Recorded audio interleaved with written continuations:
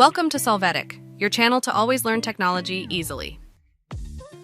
Below in the description, you will find useful links we used in this video.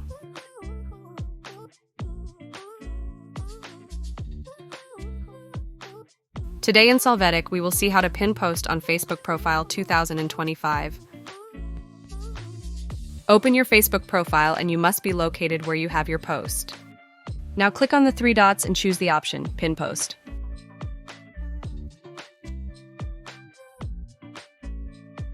You can see your pinned post on Facebook.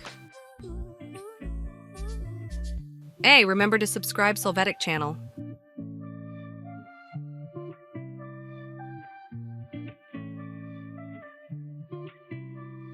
We hope it has been helpful for you.